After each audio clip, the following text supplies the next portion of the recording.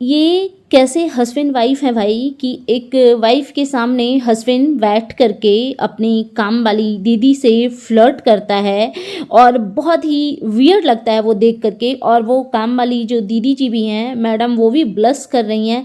सब कुछ इतना डिस्गस्टिंग लगता है, इतना डिस्गस्टिंग लगता है। और ये जो कपल है ना, एक्चुअली कुछ कुछ लोगों का, जो कुछ कुछ क्रिएटर है ना, उनका कंटेंट ही यही है कि वो गंदी चीज़ें परोसे। तो कोई कुछ कर रहा है, कोई कुछ कर रहा है। और इनका ये जो कपल है जिस पे मैं बात करने वाली हूँ, भूमित भुट्टो जी, इनका एक हमेशा का पैटर्न रहा है वीडियो में। वो इनकी फेवरेट जो हैं सदस्य सदस्य ही होते हैं। हमारे हाउस हेल्पर भी हमारे घर के सदस्य की तरह ही होते हैं। तो इनका हमेशा से है वो काम वाली दीदी के साथ में फ्लर्ट करना, जो कि बहुत ही गंदा लगता है मुझे तो। और अभी एक वीडियो में मैंने देखा इनका जो किस वाला प्रैंक चल रहा था, एक्चुअली गंदगी बोलूँगी मैं। तो चलिए उस बारे में डिटेल्स में बात करती हूँ। और हाँ, मैं तो हंसते हंसते मैं लोटपोट हो गई जब मुझे ये सुनने में आया कि भुट्टो जी पहले टीचर थी और वो बच्चों को पढ़ाती थी। मतलब इन लोगों ने ना टीचर को भी शर्मसार कर दिया है, पूरे वर्ल्ड के टीचर को। तो चलिए डिटेल्स में बात करते हैं। So hello everyone, good morning, I am Shweta, welcome back to my channel. कैसे हैं आप सब? आई होप आप सब लोग ठीक होंगे और मैं भी बिल्कुल ठीक हूँ, स्वस्थ हूँ, खुश हूँ। माता रानी आप सभी को स्वस्थ रखें और खुश रखें। सो अगेन मैं आ गई हूँ एक न्यू रिएक्शन वीडियो के साथ। और अब से मेरी वीडियो ऐसे ही पॉडकास्ट टाइप के रूप में ही होगा और भी कुछ कुछ चेंजिंग करूँगी मैं अपने चैनल पे। और मैं चाहती हूँ कि आप लोग किस पे चाहते हो कि मैं रिएक्शन दूँ, क्योंकि मैं नए नए लोगों को चाहती हूँ कि एक्सप्लोर करूँ और मैं उन पे बात करूँ। बहुत ज़्यादा लोगों को मैं नहीं देखती, इन्हीं 2-4 गिने चुने लोगों को ही मैं अभी तक देखती थी जिन पे मैं रिएक्शन देती हूँ। और 2-4 अच्छे क्रिएटर हैं जिनको मैं दिल से पसंद करती हूँ। तो अब मैं चाहती हूँ कि अलग अलग क्रिएटर पे भी मैं रिएक्शन दूँ। तो प्लीज़ आप जो लोग भी मेरी वीडियो देख रहे हैं, तो आप लोग मुझे बताइएगा कि मेरा नेक्स्ट पॉडकास्ट आप किस पे सुनना चाहते हैं। मुझे बड़ा अच्छा लगेगा अगर आप लोग 2-4 नाम सजेस्ट करें तो। और इसके पहले जो मैंने वीडियो डाला था ऐसे ही विदाउट फेस वाला, उसको भी बहुत सारे लोगों ने अप्रिसिएट किया। मुझे तो लगा कि लोग नहीं पसंद करेंगे, बट क्या होता है ना, आप चैनल पे जिस टाइम का काम स्टार्टिंग से करते हो ना, वैसी ही चीज़ें लोग पसंद करते हैं। यही रीज़न है कि मैं इन छपरियों पे वीडियो बना रही हूँ। क्योंकि अगर मैं किसी और पे वीडियो बनाऊँगी ना, तो वो मेरा वीडियो चलेगा नहीं, ये एक फैक्ट है। अब मैंने फ्रूट्स का शॉप ओपन किया है और कुछ टाइम के बाद में मैं उसमें कपड़े बेचने लगूँ, तो लोग जो फ्रूट्स लेने आए हैं वो कपड़े लेकर के तो नहीं जाएंगे ना। तो वही वाली बात है। तो मैं चाहती हूँ कि धीरे धीरे करके मैं अपने चैनल में चेंजिंग करूँ। तो चलिए बहुत हो गई नॉनसेंस, नॉनसेंस नहीं, ये भी काम की बात थी। तो अब बात करते हैं भुट्टो जी पे। सबसे पहले एक चीज़ मेरे को जो डिस्कस करनी है वो ये है कि आप लोगों ने भी देखा होगा, ये जो भुट्टो के जो पति देव हैं, उनका हमेशा से एक पैटर्न रहा है। वो अपनी काम वाली दीदी के साथ वो बहुत ज़्यादा फ्लर्टी होते हैं, जो कि बहुत ही डिस्गस्टिंग लगता है मुझे। तो मैं ऐसी हूँ ना कि मुझे बिल्कुल भी पसंद नहीं आता ऐसे किसी भी अदर फीमेल के साथ अगर कोई भी आदमी इस टाइप से फ्लर्ट करे और वो उनका नॉर्मल कॉन्वर्सेशन नहीं दिखता है, वो जिस छिछोरी तरीके से हंसी मजाक करते हैं, वो मुझे नहीं पसंद है। हो सकता है उनकी वाइफ को पसंद होगा तभी वो कंटिन्यू कर रहे हैं इन चीज़ों को, लेकिन मैं अपनी बात करूँ तो मुझे ये बड़ा गंदा लगता है। और मेरे घर में ऐसे वाले इन्वायरमेंट नहीं है जहाँ पे आप काम वाली के साथ में हंसी मजाक करो। मैंने पहले भी उनके वीडियो में ऐसी चीज़ें, ओछी चीज़ें देखी है। और अभी मैं उनके रिसेंट ब्लॉग में मैंने देखा कि वो जो काम वाली दीदी जी हैं, उन्होंने सैंडविच बनाया था। तो ये कह रहे थे भूमित जी कि कैसा लकवा मारा हुआ सैंडविच बनाया है, और इस बात पे ये उसकी टांग खिंचाई कर रहे थे और दोनों ब्लश कर रहे थे। और वो काम वाली भी दीदी जी मुझे कुछ ठीक नहीं लगती हैं। वो भी जिस तरीके से हे करके आंसर करती हैं और जिस तरीके से लटके झटके दिखाती हैं, वो बहुत ही वियर्ड लगता है। पता नहीं ये लोग कब समझेंगे इन चीज़ों को कि क्या चीज़ें अच्छी लगती है कैमरे पे, कौन सी चीज़ें दिखाने वाली है और कौन सी चीज़ें नहीं। इनको लगता है कि बस कंटेंट के लिए हमें कुछ भी उजुल फिजुल की हरकतें करनी है तो ये दिखाते हैं। तो इनको ना तो मैं बदल सकती हूँ ना आप बदल सकते हैं, बट मैं चाहती हूँ कि जो लोग मुझे देखते हैं एक एक कमेंट ज़रूर जा करके उनको कीजिए कि प्लीज़ ऐसी कोई भी चीज़ मत दिखाइए जो आपके चैनल पे मर्यादित ना लगे। ठीक है। अब सेकंड चीज़ मुझे जो डिस्कस करनी है वो ये है कि आप लोगों ने भी देखा होगा और मैंने भी देखा है कि ये भुट्टो जी एक प्रैंक कर रही थी, किस वाला। ठीक है, उस वीडियो में ऐसा क्या था, मतलब ये किस तरीके से, मैडम मैं आप ही से डायरेक्ट क्वेश्चन कर रही हूँ कि ये किस तरीके से आपको इंटरटेनिंग लगा, क्योंकि मैं जहाँ से देख पा रही थी वो बिल्कुल भी इंटरटेनिंग तो नहीं लग रहा था, एक्चुअली डिस्गस्टिंग लग रहा था। बहुत ही मतलब उसमें कुछ था ही नहीं, ना कुछ मज़ा आ रहा था, ना चेहरे पे स्माइल आ रही थी। ऐसा लग रहा था ना कि आप बेवकूफ़ी कर रही हैं। और अगेन एंड अगेन आपका कहना कि मैं ये वाला वीडियो बनाऊंगी ऐसे किस वाला, तो क्या हुआ, किस तो लोग करते ही हैं ना, पति पत्नी है तो किस तो, अरे पति पत्नी है मैडम तो बहुत कुछ करते हैं, बट ऐसे कैमरे पे आके थोड़ी ना करते हैं। और फिर आप क्या दिखा रहे हो अपनी ऑडियंस को, क्या सिखा रहे हैं आपके पति देव कि वाइफ अगेन एंड अगेन किस करे तो उसके मुंह पे चाय मार दो। अच्छा, जैसे आप गवार लोगों को पसंद करने वाले भी बहुत सारे गवार लोग होते हैं, ठीक है। अगर कोई आपसे इन्फ्लुएंस होकर के वैसा चाय अगर अपनी वाइफ के मुंह पे मार दे तो फिर उसका शकल तो हमेशा के लिए ख़राब हो जाएगा। क्योंकि आपने तो ये कहानी एक बनाई थी तो आपने ठंडी चाय रखी हुई होगी, लेकिन सब लोग आपकी तरह सातिर नहीं होते ना। और 100 बातों की एक बात, कोई ऐसी चीज़ करो जिसमें थोड़ा फन हो। इसमें कहीं से भी कुछ भी आपको इंटरेस्टिंग लग रहा था। और ये जब पता नहीं वॉशरमैन को कपड़े देने जा रही थी या पॉलिश के लिए या ड्राई क्लीन के लिए, जो भी वॉटेवर, तो उस समय ये जब किस कर रही थी अपने हस्बैंड को, वहीं पे इनकी काम वाली दीदी जी भी थी और वो भी स्माइल कर रही थी। यार ये सब किस एंगल से आपको इंटरटेनिंग लगता है? अगर ऑडियंस से पूछा जाए तो ये तो बहुत ही बेकार लग रहा था, बिल्कुल भी 2% भी अच्छा नहीं लगा, मतलब 1% भी अच्छा नहीं लगा, मैं अगर अपनी बात करूँ तो। और मुझे नहीं लगता कि कोई भी अच्छे पढ़े समझदार लोग इन चीज़ों को पसंद करते हैं, ठीक है। अब दूसरी बात आ जाते हैं कि इनकी सिस्टर आई हुई थी, वही जो क्या नाम है, वंदना भुट्टो जो भी हैं, वो आई हुई थी। और मैंने देखा, खैर वो तो एकदम पूरी चौपट है, चौपट तो ये भी हैं, बस डिफरेंस यही है कि जो भुट्टो जी हैं ये लुक्स वाइज थोड़ा अपनी सिस्टर से थोड़ा गुड लुकिंग दिखती हैं, तो मतलब टॉलरेट हो जाती है इनकी वीडियो। लेकिन मुझे पता नहीं क्यों आजकल मुझे वंदना थोड़ी क्यूट लगने लग गई हैं। वो जो भी चीज़ें वो बोलती हैं ना, मतलब थोड़ा ना फ़नी भी लगता है।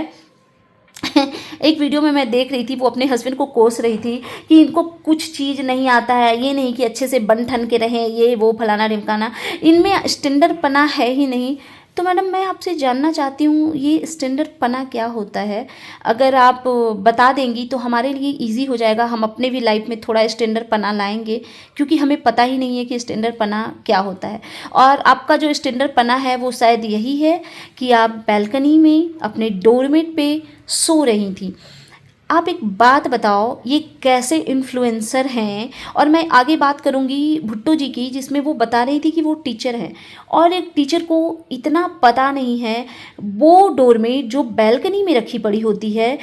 आप सोचो कि जो चीज़ें बैल्कनी में होती है वो कितनी गंदी होती होगी, उस पर कितने डस्ट पड़ते होंगे बैल्कनी की चीज़ों पे। क्योंकि हम लोग बैल्कनी में अपने कपड़े भी डालते हैं ना, तो पहले एक कपड़ा रखते हैं और उससे आप जो भी रेलिंग पे या आपने कुछ भी टांगा हुआ है, हैंगर लगाया है, स्टैंड लगाया हुआ है, तो आप डेफिनेटली पहले कपड़े से उसको डस्टिंग करते हो एंड देन जाके आप कपड़ा वो डालते हो सूखने के लिए। तो सोचो कि उस पर कितना गंदा हुआ पड़ा रहता है कि आप कपड़ा भी सूखने के लिए डाल नहीं सकते हो। और इनका डोरमेट जो एवरी टाइम बैल्कनी में पड़ा होता है, उस पर ये लोग सो रहे थे। और वंदना जब लेटी हुई थी, आप वो वाला वीडियो आई डोंट नो कि आपने देखा है कि नहीं, अगर नहीं देखा है तो डेफिनेटली देखिएगा।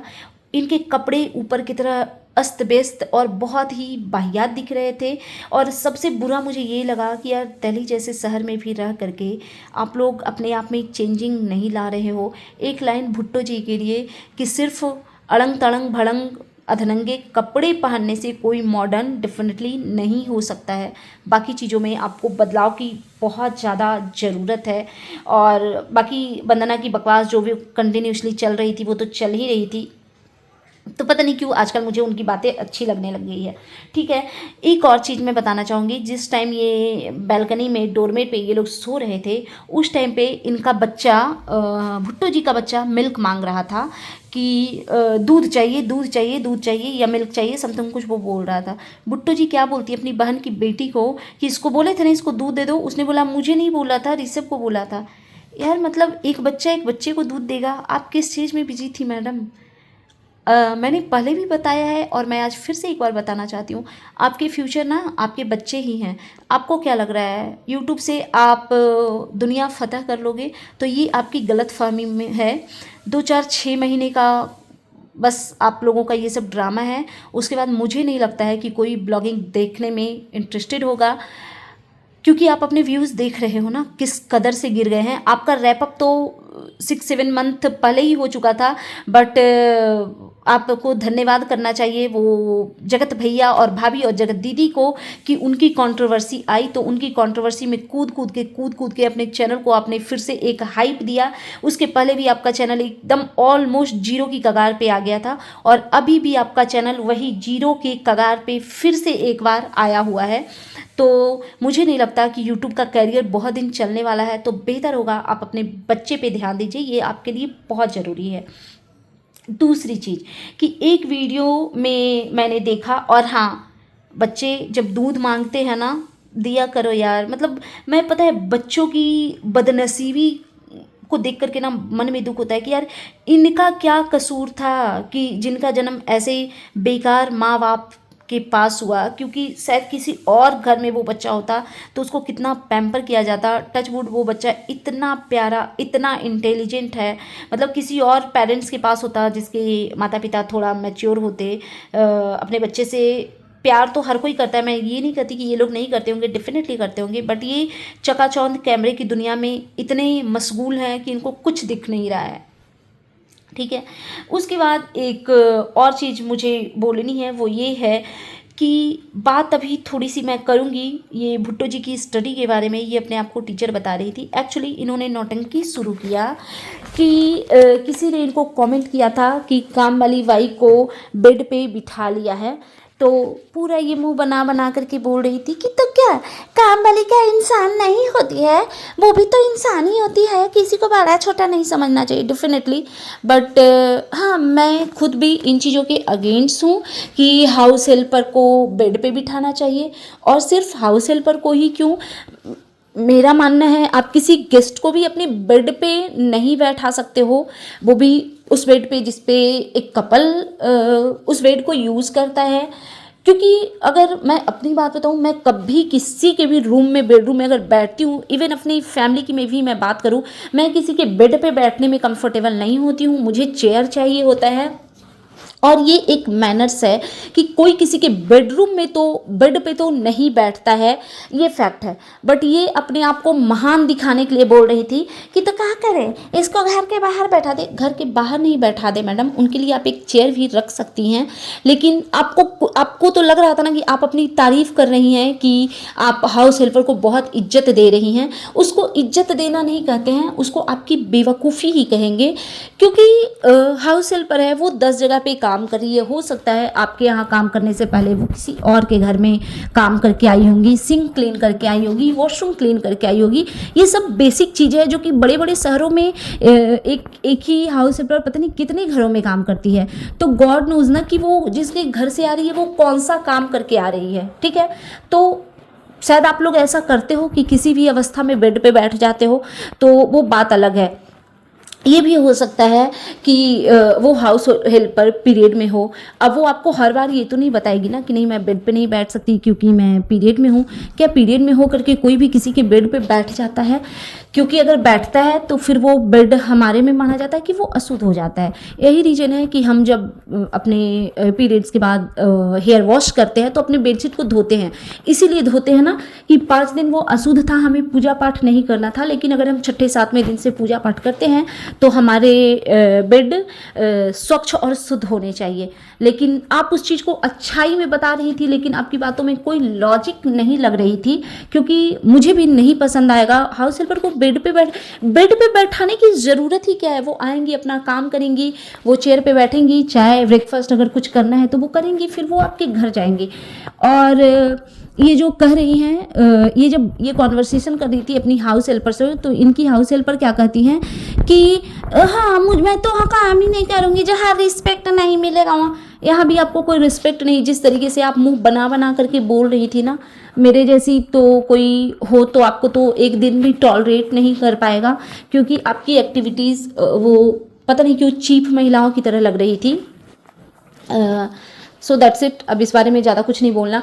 एंड सेकंड चीज़, उसी वीडियो में भुट्टो जी ने बोला कि मैं जब गांव में भी रहती थी ना, तो जो गरीब लोग होते हैं, जो झुग्गी झोपड़ी वाले और ये वो फलाना ढिमकाना, मैडम गरीब दुनिया में कोई नहीं होता है। मैं नहीं मानती कि गरीब और अमीर जैसी कुछ चीज़ें होती है। हर कोई अपने लेवल पे मेहनत करता है और जिसकी किस्मत में जितना कुछ होता है वो उसको मिलता है। और आप गरीब किसी और को बोल रही हैं। हमने आपके मायके का घर भी देखा है, हमने आपका पूरा बैकग्राउंड भी देखा है, हमने आपको भी देखा है बहुत। तो उसी गरीब की कैटेगरी में आपकी पूरी फैमिली आती है, ठीक है। इवन आपने अभी भी जहाँ पे घर खरीदा हुआ है, या आपका भी जो घर है, आप किसी और के घर को झुग्गी झोपड़ी या समथिंग जो भी बोल रहे हो, जो बड़े बड़े विला में रहने वाले लोग हैं ना, उनके लिए आपका भी घर वही झुग्गी झोपड़ी ही है। तो जब एज अ इन्फ्लुएंसर आप अपने पड़ोस में बैठ करके किसी महिला से आप कुछ भी बात कर सकती हैं, आप फ़ोन कॉल पे अपने रिलेटिव से आप कुछ भी बात कर सकती हैं, लेकिन एज अ इन्फ्लुएंसर आप अपने चैनल पे बैठ करके जब अपनी बातों को आप रखती हैं, तो आपको इस चीज़ का ध्यान रखना होगा कि आपके कौन से शब्द किस तरीके से जा रहे हैं। तो ये जो झुग्गी झोपड़ी गरीबों वाली बात बोली ना, वो बहुत ही वाहियात लगा। एंड सेकेंड थिंग, आपने एक और बात बोली कि आप जहाँ रहती थी वहाँ से झुग्गी झोपड़ी वाले के बच्चों को बुलाती थी, हाथ पैर धुलवाती थी और सबको पढ़ाने में। आप क्या पढ़ाती थी मैडम? क्योंकि आपका जो जीरो नॉलेज है, इवन आपके हस्बैंड का जो जीरो नॉलेज है, वो हम सब देख रहे हैं। और ये कैसे टीचर थी आप कि सारा विद्या बांट दिया क्या अदर्स बच्चों में? अपने बच्चों के लिए, अपने बच्चे के लिए कुछ नहीं रखा आपने? क्योंकि मैंने तो कभी नहीं देखा कि आप अपने बच्चे को पढ़ा रही हैं। चलो आपका बच्चा अभी छोटा है, आपको शायद ज़रूरत नहीं समझ में आ रही होगी। आपकी बहन के भी 2-3 बच्चे हैं, इवन आपके भाई भाभी के 1-2 बच्चे हैं। मैंने कभी नहीं देखा कि आप किसी बच्चे को लेकर के पढ़ाने बैठी हैं। तो ये फालतू की बकवास पता नहीं आप लोग क्यों ही करती हैं, कुछ मतलब नहीं बनता इन चीज़ों का। और आप जिसको पढ़ाएंगी उसको पता नहीं क्या पढ़ा देंगी, क्योंकि आपको, मुझे जहाँ तक लगता है कि आपको कुछ नहीं आता है। और अगर आप पढ़ाती हैं, वाकई में आप टीचिंग करती हैं, तो मैं चाहती हूँ कि आप अपने बच्चे को, छोटे बच्चे को, जो कि शायद नर्सरी में होगा, क्योंकि केजी वाली भी उसकी एज नहीं है, मैं चाहती हूँ कि एक वीडियो में आप अपने बच्चे को पढ़ाइए, at least minimum two minimum 45 minutes, और एक वीडियो बनाइए और आप अपने चैनल पे पोस्ट कीजिए। मैं बहुत तारीफ़ करने वाली हूँ अगर आप ऐसा करती हैं तो। बट आई नो कि आप डेफिनेटली नहीं करेंगी, क्योंकि वो आपके बस का ही नहीं है। जहाँ तक मैंने आपको ऑब्जर्व किया है, आप नर्सरी के भी बच्चे को पढ़ाने लायक नहीं हैं। और एक चीज़, ये जो ऊल फिजूल रील वील ये सब चीज़ें जो करते रहती हैं ना, बहुत इम्पॉर्टेंट है ना कि आप थोड़ा ना अपने पे वर्क कीजिए, अपनी चीज़ों को ना सुधारने की कोशिश कीजिए। एटलीस्ट आप अपने आप को उस लायक बनाने की कोशिश कीजिए कि आप अपने नर्सरी के बच्चे को थोड़ा बहुत ज्ञान दे सके, क्योंकि आपका नॉलेज जीरो लगता है मुझे। सो दैट्स इट, ये था मेरा आज का reaction video. And you guys tell me कि कैसा लगा आपको मेरा ये रिएक्शन वीडियो। प्लीज़ मेरे चैनल को सब्सक्राइब करें, वीडियो को लाइक करें, फैमिली एंड फ्रेंड्स के साथ शेयर करें, बेल आइकन दबाएं ताकि आपके पास नोटिफिकेशन जा सके। Thanks for watching, bye bye guys, take care. एक और चीज़, जो रिएक्शन चैनल वाले आपको कहते हैं ना, उन चीज़ों को कंसिडर कीजिए, उन चीज़ों के बारे में सोचिए कि आप उन चीज़ों को कैसे सुधार सकती हैं। हमेशा एटीट्यूड में ये आंसर मत कीजिए कि हम ऐसे ही हैं तो हम ऐसे ही रहेंगे, तो तुमको उससे क्या फ़र्क पड़ता है, हम ऐसे ही हैं। ऐसे ही करती थी एक प्रिया दीप थी, ठीक है। एक टाइम में उनके 2-4 लाख व्यूज़ जाते थे, आज के टाइम में 1500, 1400, 1300, 2000, 4000 पे वो आ गई हैं। ऐसे ही एटीट्यूड की वजह से लोग आपको नकारने लगते हैं। तो होप सो कि आप मेरी बातों पे थोड़ा ध्यान देंगे। Bye bye guys, take care.